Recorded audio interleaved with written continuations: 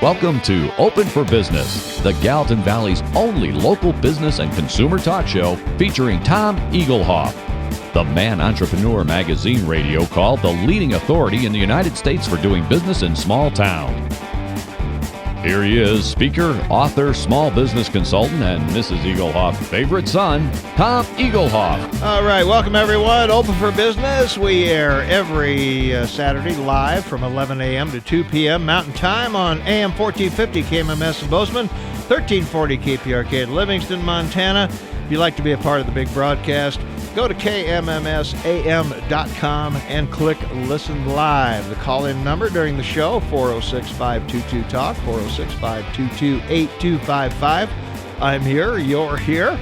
Let's get the show on the road. All right, welcome back, everyone. 56 degrees outside. It's Saturday, April 2nd, 2016. It is 25 minutes before the top of the hour. Happy to have you along with us, and want to welcome you to the podcast portion of Open for Business. Each week, I share some tips and tricks I've learned over the years about advertising, marketing, promotion, and building strong, successful businesses. And we do these podcasts every Saturday between 11:30 and noon Mountain Time from the studios of AM 1450 KMMS in Bozeman, 1340 KPRK in Livingston, Montana. Of course, we stream worldwide on the web at kmmsam.com.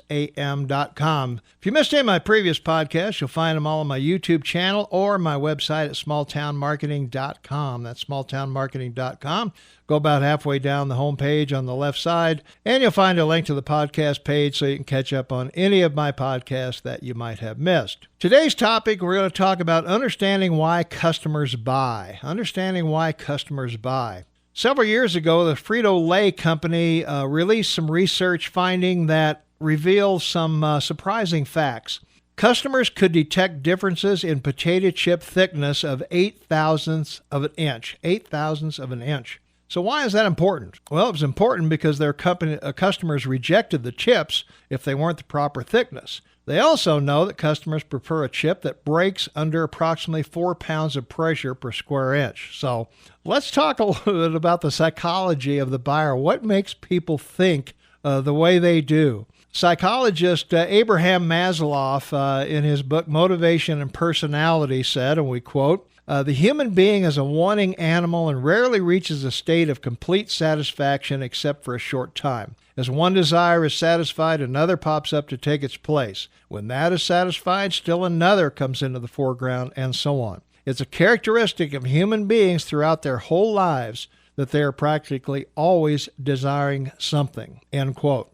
So what do buyers really want? Now, if you can answer that one correctly, you can step directly into Bill Gates and Steve Jobs territory. Those two had an uncanny knack for knowing what customers wanted before their customers did. So since the beginning of time, sellers have agonized over that question. Now, here are 6 of the more popular things that buyers normally are looking for. They're looking for security. They're looking for monetary gain, freedom from financial worry. They want a money-back guarantee. They want a customer-friendly return policy. They want security. They want to feel secure when they deal with you. Self-preservation, safety and health for self and family. They want to keep their current lifestyle, keep their job. So anything you can do to help them preserve their life, they are going to want to hear about. Convenience, comfort, more desirable use of time. Is it convenient for me as a customer to do business with you? And avoidance of worry, ease of mind, confidence in the product or service before and after the sale. Can your product or service solve my problem? And recognition from others, social status, respectability, the wish to be admired. Customers want to be appreciated, so call them by name, thank them for their business. And self-improvement. Spiritual development, hunger for knowledge, intellectual stimulation, and you should be keeping up with any advances within your industry. Your self-improvement is just as important as providing some kind of self-improvement for your customer. No customer off the street should know more than you do about your products or services. So if your product or service can provide one or more of the above benefits we just talked about for a customer, the chances are you're going to make a sale. So did you notice anything special about the list I just mentioned? How many of the 6 items I mentioned are based on emotion and how many are based on logic? If you answered all 6 are based on emotion, you'd be correct. Every one of the items I mention is not a genuine need, but it's something to make us feel more comfortable. No one sells a product. Everyone sells a feeling. The more different we are, the more we're the same. To me, the most amazing thing about smalltownmarketing.com, my website, is the amount of traffic I get from countries around the world. I receive visits from over 80 countries, and the list is steadily increasing. Each country has its own religious beliefs, culture, and traditions, but when it comes down to commerce, the exchange of goods and services for something of value, it seems to be the same the world over. I have a Bulgarian business owner who visits my site for the free articles that he feels helps his business. Now, I'm sorry to admit that I'm ignorant of the cultures, traditions, or history of Bulgaria, but I'm pleased to find that many business practices are the same no matter what the country.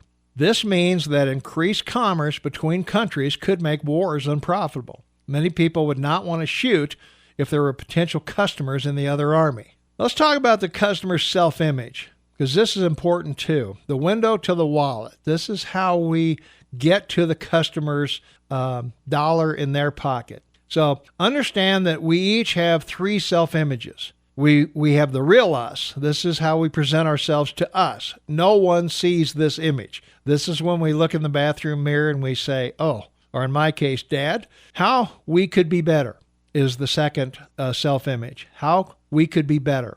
In an ideal world, I'd be thinner, taller, better looking, richer, smarter, etc. And then third is how we believe others see us.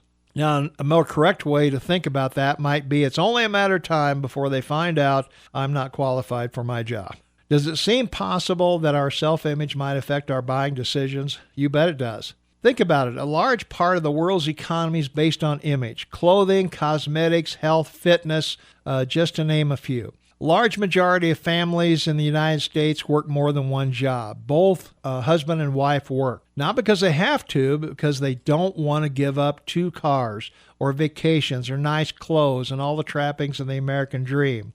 Buyers don't look at reality when they're making a decision. Now, that might seem like a strange statement, but let's drill it down a little deeper. We're not driven by reality, but rather our own perception of reality. And that's 100% true, and let me try to prove it to you. In the 1980s, Coke changed its formula to be sweeter to compete with Pepsi in supermarkets. Now, Coke had changed its formula several times before, but the problem was this time they told us about it. Well, Coke received about 60,000 calls a day from pleading customers to save the Coke they've grown to love. So did Coke give up the cause? No, they didn't. In fact, they did something even dumber than telling us they wanted to change the formula. They decided they would prove to us we were wrong, that the new Coke was in fact better tasting. So what they do, they held taste tests across the country. 250,000 people took part. By the time they were finished, almost 1% of the total population had tasted new Coke. And what did those taste tests show? The winner, new Coke, followed by Pepsi, followed by old Coke. We love new Coke. New Coke beat out old Coke and Pepsi, no contest. The management of Coke was ecstatic. They had made the right decision after all. When the sales figures came in, what did they show? Old Coke beat Pepsi and new Coke. Pepsi beat new Coke. Even though taste tests proved it was better, we liked it better, it tasted better, we would not admit it was better, and we would not buy it. And even worse for Coke, of course, the new Coke was a dismal failure. And the older listeners know the rest of the story. They tried to keep both on the market for a short time with classic Coke and new Coke, but new Coke eventually died a natural death, killed not by reality, but by the perception of reality in the mind of the customer. Bury it next to the Edsel, the McDLT, the Arch Deluxe, and hot aerosol shaming cream. So what's the customer decision-making process? So how do customers actually make buying decisions? Now, CEOs of major Fortune 500 companies would like you to believe that customers identify their problem, they seek out product information, they weigh the advantages and disadvantages, and they select the best product that meets their needs for the price requested. Ain't logic great? Or they buy the box with the bright colors. So as I wrote this podcast, I had Leonard Skinner's Greatest Hits playing on the CD player. Am I a big fan? Do I love this CD? Not really. I bought it because it has 2 songs on it that I do like. 2 of 13 songs. Was that logical? Did I fit the Coke CEO profile I outlined earlier? I made an emotional choice. I liked 2 songs. 2 songs, 11 free. I created a logical argument for my decision. The 2 songs were worth the price of the CD to me because all the other songs were free. Sort of how the government works. The point is, no one really knows what the customer decides or how the customer decides. Some may be logical, some are emotional. You have to ask your customer, why did you purchase this product? Communicate with your customers and get feedback. Learn what their hot buttons are. Follow up after the purchase and sow the seeds for future sales. Learn as much as possible about your ideal customer any way you can. Now, if you can harvest that secret, you'll never run out of customers. And that's the podcast. If you missed any of my previous podcasts, you'll find them all on my YouTube channel or on my website at smalltownmarketing.com, smalltownmarketing.com. Go about halfway down the homepage. On the left side, and you'll find a link to the podcast page, so you can catch up on any of the podcasts you might have missed. So tune in every Saturday, and let's build successful businesses together.